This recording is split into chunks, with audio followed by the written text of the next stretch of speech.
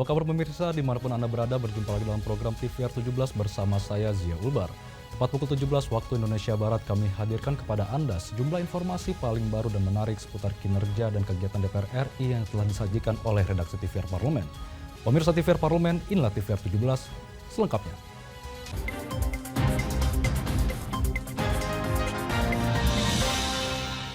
Komisi 10 DPR RI menyetujui permohonan pertimbangan pemberian kewarganegaraan Republik Indonesia bagi dua calon pemain tim nasional sepak bola atas nama Calvin Ronald Verdonk dan Jens Raven. Komisi 10 DPR RI menyetujui permohonan pertimbangan pemberian kewarganegaraan Republik Indonesia bagi dua calon tim nasional sepak bola atas nama Calvin Ronald Verdonk dan Jens Raven. Wakil Ketua Komisi 10 DPR RI Hetifah Syaifuddin mengatakan, rekomendasi penetapan kewarganegaraan ini telah ditetapkan oleh instansi yang berwenang berdasarkan peraturan perundang-undangan yang berlaku. Hetifah menambahkan, naturalisasi ini merupakan langkah meningkatkan prestasi sepak bola nasional di kancah turnamen internasional. Hetifah berharap tidak akan ada perbedaan perlakuan bagi pemain naturalisasi saat berlaga membela timnas Garuda. Saya ingin menyampaikan kabar gembira, Komisi 10 sudah menyetujui pemain sepak bola atas nama Calvin Verdonk dan juga Jens Raven untuk menjadi pemain naturalisasi, dan tentu saja mulai hari ini saya berharap tidak ada pembedaan local pride versus naturalisasi. Mereka sudah menjadi pemain Indonesia dan siap memperkuat tim Garuda kita. Nah, kita harus memberikan dukungan mudah-mudahan prestasi persepak bolaan di Indonesia akan semakin meningkat, dan tentu saja kami pun menyampaikan banyak catatan kritis kepada Kemenpora dan juga PSSI terkait dengan strategi jangka panjang ke depan, pembibitan para pemain-pemain dari usia dini dan lain-lainnya. Saat ini Calvin Verdonk sudah sempat mengikuti pelatihan bersama timnas Indonesia, sedangkan Jens Raven tengah bergabung dengan turnamen Toulon bersama Indra Syafri untuk memperkuat timnas Indonesia U20. Mario, TVR Parlemen, melaporkan. Panitia khusus rancangan Undang-Undang Kelautan DPR RI menilai Indonesia memerlukan satu peraturan yang dapat merangkul segala kepentingan laut Indonesia dan menjadikan Indonesia sebagai negara administrasi pemerintahan maritim yang mumpuni. Panitia khusus rancangan Undang-Undang Kelautan DPR RI menilai Indonesia memerlukan satu peraturan yang dapat merangkul segala kepentingan laut Indonesia serta menjadikan Indonesia sebagai negara administrasi pemerintahan maritim yang mumpuni dan diakui dunia.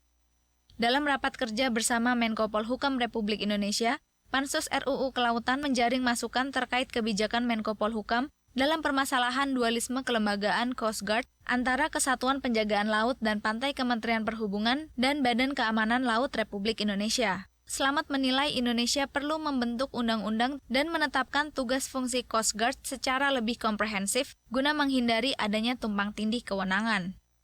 Dengan fungsi Coast Guard yang sedemikian pentingnya begitu ya.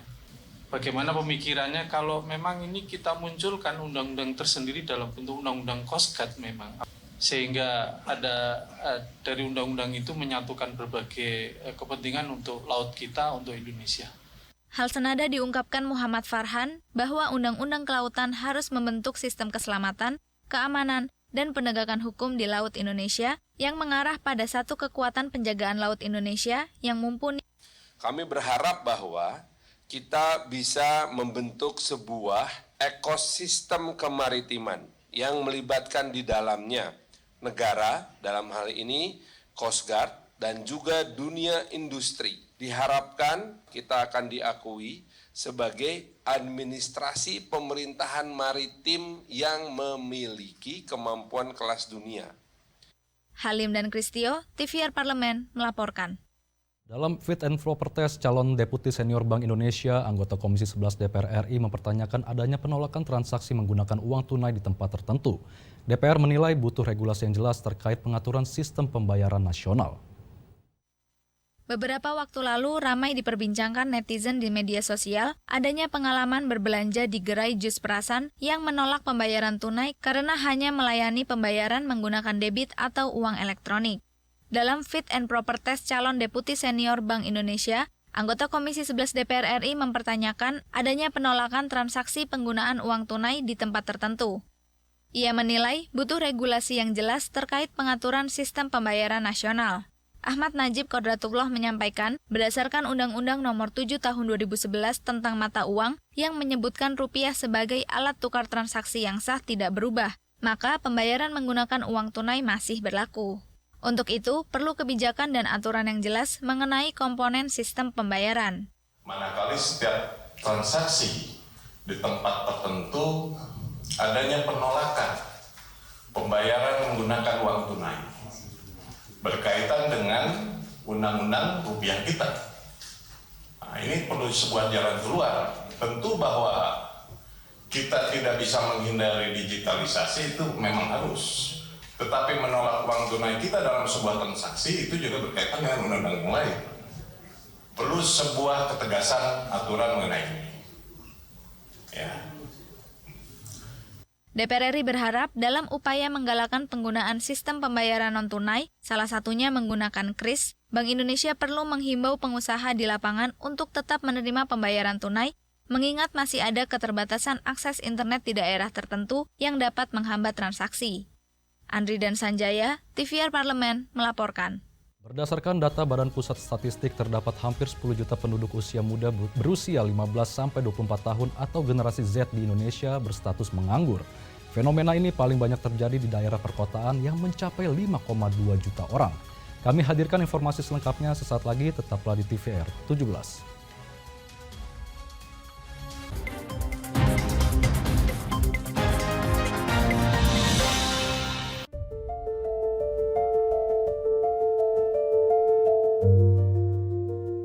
Beragam kemajemukan yang ada di Indonesia sudah sepatutnya kita syukuri.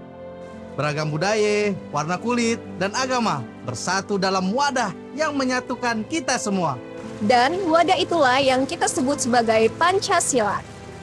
Pancasila membuat perbedaan menjadi kekayaan. Pancasila merajut keragaman menjadi keindahan. Mari kita amalkan nilai-nilai Pancasila sebagai perwujudan rasa cinta kita kepada tanah air, demi membangun masa depan bangsa dan negara yang lebih baik. Selamat Hari Lahir Pancasila 1 Juni 2024. Pancasila, jiwa pemersatu bangsa menuju Indonesia Emas 2045.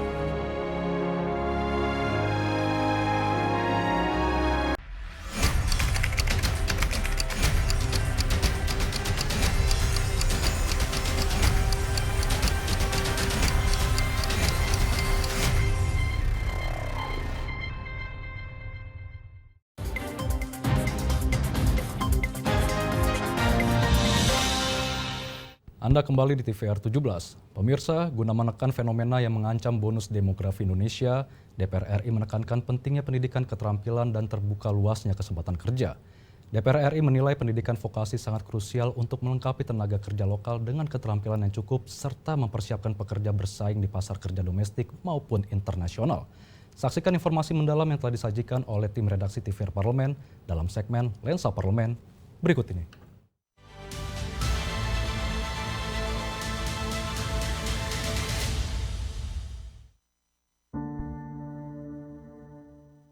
Badan Pusat Statistik merilis data hampir 10 juta penduduk usia muda yang berusia 15 hingga 24 tahun di Indonesia berstatus menganggur atau tanpa kegiatan. Guna menekan fenomena yang menjadi ancaman serius bagi bonus demografi Indonesia, DPR RI menekankan pentingnya pendidikan keterampilan dan terbukanya kesempatan kerja. Anggota Komisi 9 DPR RI Irma Suryani menilai pendidikan vokasi menjadi krusial untuk melengkapi tenaga kerja lokal dengan keterampilan yang cukup serta mempersiapkan pekerja bersaing di pasar kerja domestik maupun internasional. Irma menjelaskan, pemerintah harus menyiapkan terobosan agar pasar tenaga kerja domestik kembali bergairah guna menyalurkan tenaga kerja dalam negeri di sektor formal. Gajinya rendah, karena kualitasnya rendah, maka harus ada pendidikan vokasi yang bisa membuat tenaga kerja Indonesia itu punya skill yang cukup sehingga bisa bertarung di pasar tenaga kerja domestik maupun tenaga kerja luar negeri. Pesan saya cuma satu, pendidikan vokasi. dimasifkan, bukan hanya di Jakarta, di kota-kota besar, enggak, di seluruh Indonesia, karena pengangguran itu enggak cuma ada di kota besar, di desa-desa malah lebih parah, ya. Banyak jadi buruh tani, bukan petani loh, buruh tani, ya, kemudian buruh harian lepas. Nah ini kan tidak mencerminkan adanya hadirnya pemerintah di seluruh lapisan masyarakat di Indonesia. Ini benar-benar harus diwaspadai oleh Menteri Tenaga Kerja. Kalau tidak, maka pengangguran di Indonesia akan meledak. Dan kalau meledak, menurut saya demonstrasi akan terus-menerus dilakukan oleh seluruh masyarakat di seluruh Indonesia. Dan ini tentu akan merusak kestabilan, ya, keamanan dalam negeri. Irma menekankan peningkatan anggaran bagi pengembangan pendidikan vokasi menjadi pekerjaan rumah utama pemerintah di akhir periode ini, agar persoalan tenaga kerja ke depan tidak semakin rumit. Redaksi TVR Parlemen melaporkan.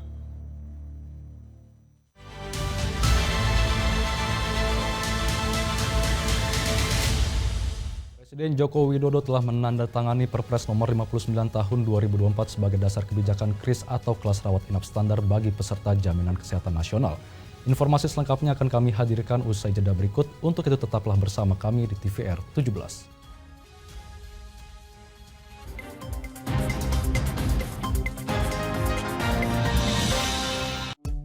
DPR RI memiliki fungsi diplomasi dalam menjalankan politik luar negeri sesuai dengan pasal 116 Undang-Undang MD3. Kontribusi aktif BKSAP DPR RI memainkan peranan penting dalam memenangkan persaingan global melalui IPU, IPA, IPPF, IPA, dan PUIK. BKSAP memiliki komitmen yang tinggi dalam krisis kemanusiaan dunia. Fungsi diplomasi dijalankan untuk mendukung upaya pemerintah dalam melaksanakan politik luar negeri.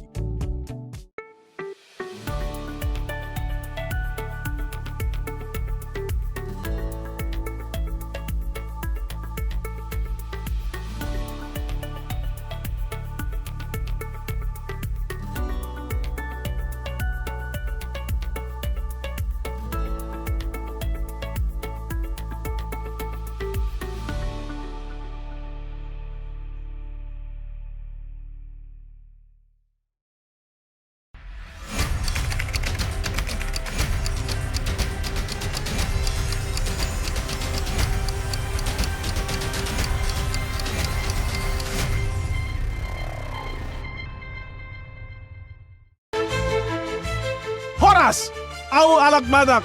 Om Swastiastu, Tiang Nabali. Assalamualaikum, ayah Betawi. Pungun orang Banjar. Hai di sana, Ambon Minang. Beta Ambon. Inatke Makassar. Pulau Jawi. Kita lahir dengan agama, suku, dan warna kulit yang berbeda. Tapi kita tetap satu dalam jiwa Indonesia dan semangat Pancasila.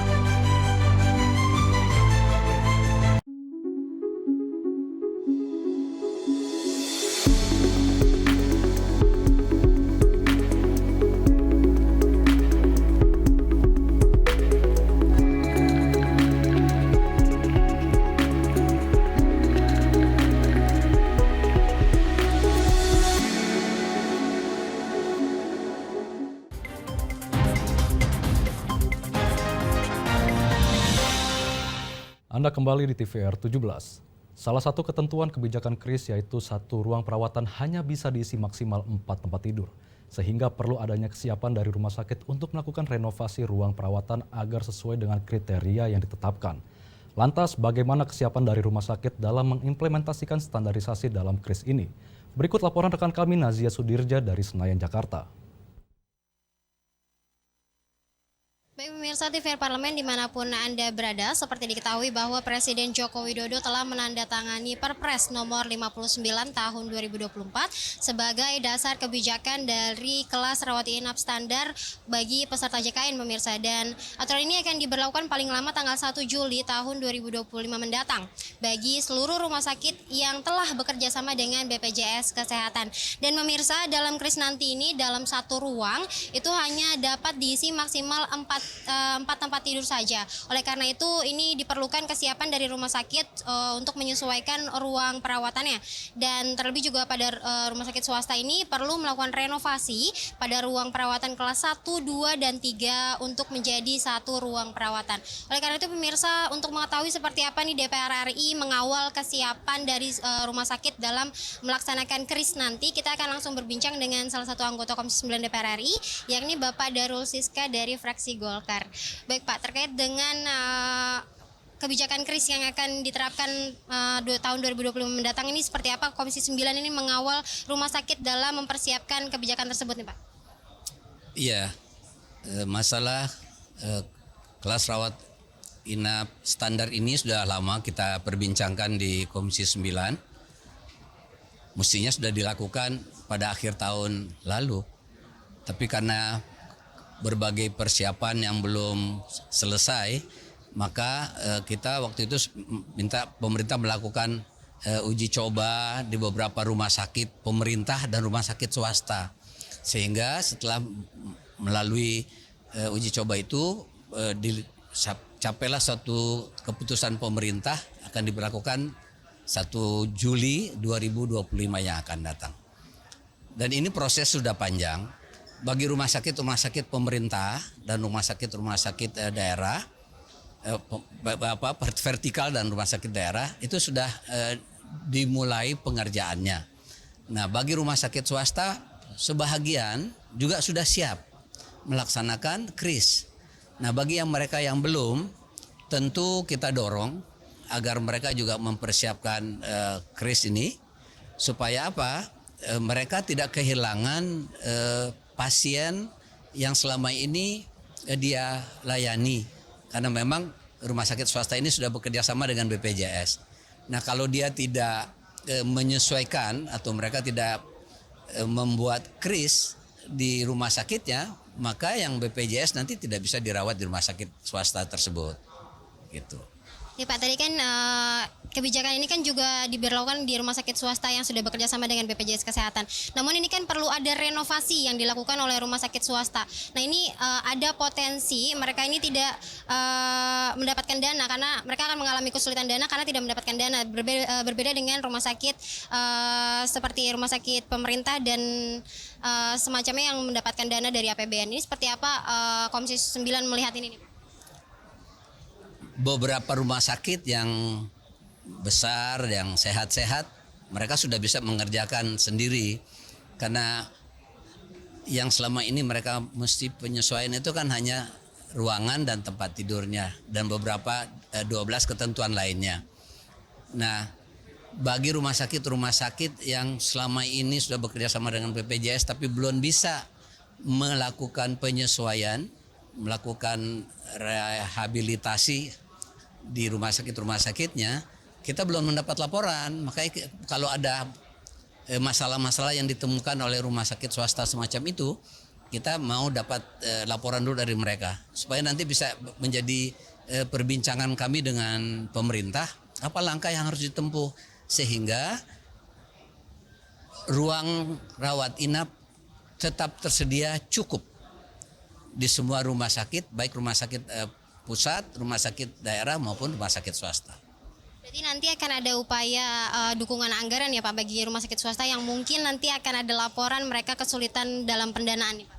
Kita belum tahu ya, saya belum bisa mengatakan pemerintah mau bantu atau tidak, tapi kita mau dengar dulu. Karena sejauh ini waktu disosialisasikan kepada rumah sakit swasta untuk memulai membangun ruang-ruang rawat inap sesuai dengan KRIS, mereka siap untuk memulai gitu, siap untuk melaksanakan. Jadi belum ada pernyataan keberatan, belum ada menyatakan kami ada kesulitan anggaran sehingga belum bisa melakukan perbaikan atau rehab rumah sakit kami sesuai dengan standar KRIS. Terima kasih Pak atas waktunya. Oke. Ya. Tawarin duit dulu kecuali kalau mereka susah. Baik pemirsa, ya makasih Pak. Demikian wawancara saya dengan Bapak Darul Siska dari fraksi Golkar. Ini terkait dengan penerapan kebijakan KRIS yang akan diterapkan tahun 2025 mendatang, pemirsa. Tadi disampaikan bahwa beberapa rumah sakit pemerintah dan juga rumah sakit swasta yang telah bekerja sama dengan BPJS Kesehatan ini, beberapa sudah siap dalam menerapkan kebijakan KRIS ini. Mereka juga sudah melakukan penyesuaian ruang perawatan agar sesuai dengan standar KRIS ini. Tadi juga disampaikan bahwa apabila ada keluhan ataupun laporan dari rumah sakit swasta yang mana mereka tidak mendapatkan dukungan anggaran dari pemerintah, ini mereka akan kembali melihat apabila ada laporan yang masuk terkait dengan hal tersebut, mereka akan berbincang dengan pemerintah untuk mengambil langkah ke depan terkait dengan laporan yang didapat dari rumah sakit swasta tersebut. Baik pemirsa, demikian yang dapat saya laporkan, kembali ke studio. Selanjutnya pemirsa, apa saja yang menjadi topik perbincangan di media online nasional pada hari ini? Usai jeda, tetaplah di TVR 17.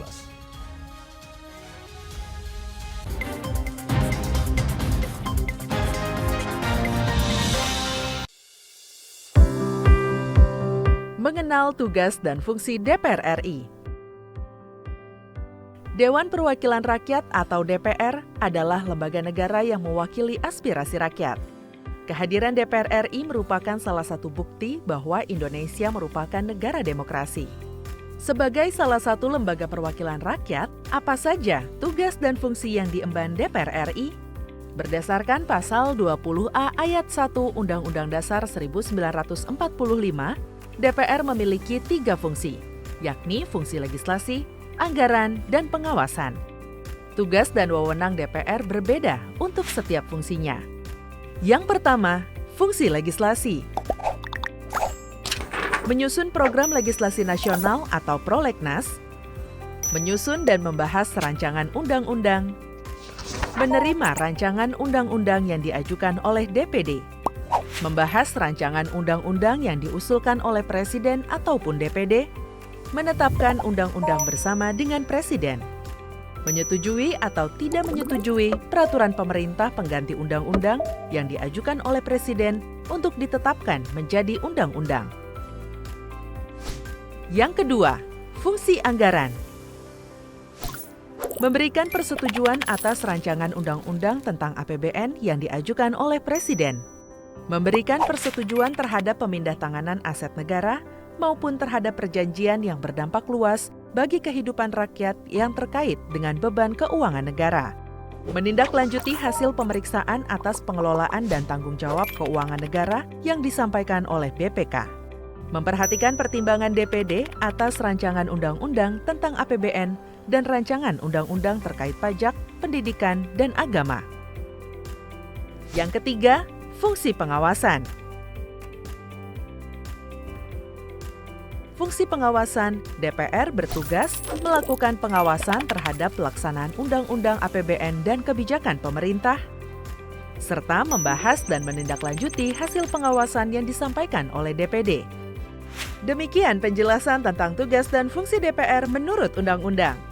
Informasi ini dipersembahkan oleh TV dan Radio Parlemen, Biro Pemberitaan Parlemen, dan Sekretariat Jenderal DPR RI.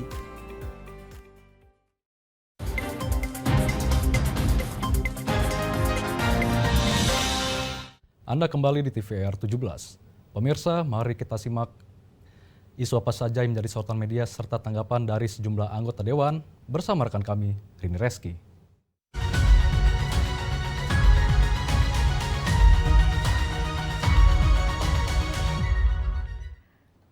Baik, terima kasih rekan Zia dan pemirsa. Selamat sore, kita masuk ke segmen media online. Di sini pemirsa kita akan menyaksikan tentunya berita pertama yang menjadi sorotan media. Kita lihat pemirsa di layar kaca. Dan di sini, pada kunjungan kerja ke Republik Rakyat Tiongkok atau RRT, Ketua DPR RI Dr. Honoris Causa Puan Maharani melakukan pertemuan dengan pimpinan daerah sekaligus pimpinan partai di Provinsi Sichuan. Dan sebagai upaya peningkatan kerjasama antara Tiongkok dan juga Indonesia, pemirsa. Selain itu, Puan juga melakukan sejumlah pertemuan bilateral, termasuk dengan Zhao Leji selaku pimpinan nasional People Congress dan juga Wang Huning selaku ketua Chinese People Political Consultative Conference. Tentunya pemirsa, dalam kesempatan ini Puan mendorong peningkatan kerjasama sister city antara Indonesia dan juga Tiongkok, termasuk dalam bidang pariwisata dan juga obat-obatan herbal. Sebagai informasi nih pemirsa, Republik Indonesia dan juga RRT menjalin kerjasama Sister City Link untuk kota Chengdu dan juga kota Medan. Dan selain itu, Puan juga menekankan pentingnya faktor people to people kontak Republik Indonesia dan juga RRT yang dinilai berkontribusi dalam peningkatan hubungan Indonesia dan juga Tiongkok. Kita beralih ke berita selanjutnya yang juga menjadi headline di media online pada hari ini, yaitu mengenai DPR RI yang meminta pemerintah mengkaji ulang mekanisme program dan juga pembiayaan tapera. Kita lihat kembali. Dan di sini niat pemerintah terkait pemenuhan hak kepemilikan rumah seluruh rakyat Indonesia melalui program tabungan perumahan rakyat atau tapera menuai pro dan juga kontra oleh karena jumlah iuran dan juga mekanisme yang dianggap memberatkan. Terkait hal ini pemirsa, Komisi 6 DPR RI meminta pemerintah untuk mengkaji ulang tata cara program tapera tersebut. Tentunya di sini anggota Komisi 6 DPR RI yaitu Herman Kairon mengungkapkan DPR RI akan terus menampung, mendengar, serta terus menginventarisasi seluruh usulan masyarakat dan juga aspirasi yang berkembang. Selain itu, juga diusulkan Badan Pengelola Tapera ke depannya berafiliasi dengan Bank Himbara yang memiliki kantor cabang di berbagai kota. Tentunya pemirsa, pengelolaan tapera ini wajib dapat dipercaya melalui sistem perbankan yang sudah sangat prudent dan juga aman dalam menyimpan dana publik. Baik, itu tadi headline di media online pada hari ini yang saya sampaikan terkait dengan bertemu pimpinan daerah Sichuan. Di sini pimpinan DPR RI mendorong peningkatan sister city antara Republik Indonesia dengan RRT, serta DPR RI yang meminta pemerintah mengkaji ulang mekanisme program dan juga pembiayaan tapera. Sekian dari saya Rina Reski, kembali ke rekan Zia. Terima kasih, selamat sore.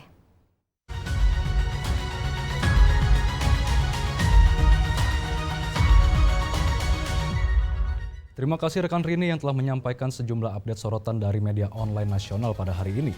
Segmen media online tadi sekaligus menutup program TVR 17 edisi sore hari ini. Saya Zia Ulbar beserta seluruh kru TVR Parlemen yang bertugas mengucapkan terima kasih dan pamit undur diri dari hadapan Anda. TVR Parlemen, referensi Indonesia.